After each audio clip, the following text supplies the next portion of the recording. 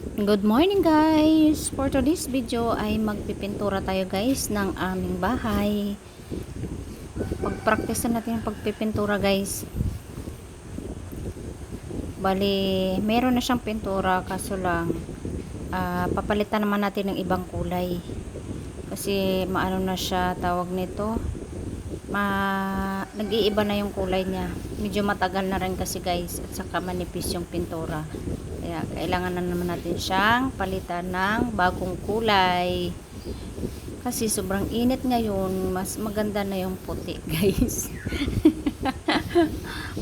Puti naman nilalagay natin. Sa mga expert pala dyan sa pagpipintura, baka naman guys, turuan nyo ako kung paano humawak ng tamang ano tawag ka dyan, roller or yung way sa pagpipintura, kung ano ba ang tama.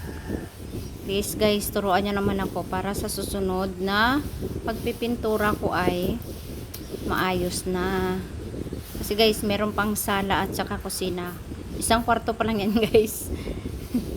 Kaya meron pang sala at saka kusina ang pipinturahan ko. Ayan guys, sana mayroong magko-comment din sa mga expert magpintura. Ma-help naman guys. Ayan lang guys, comment below sa mga expert. Pa-help naman po. Ayan, thank you for watching guys. Kasi mahaba ng aking video, wala na akong sasabihin.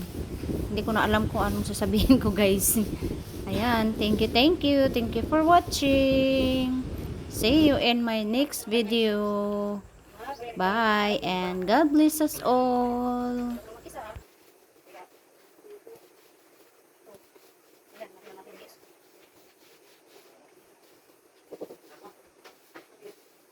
Ano ba ginawa? Ano pa lang yan?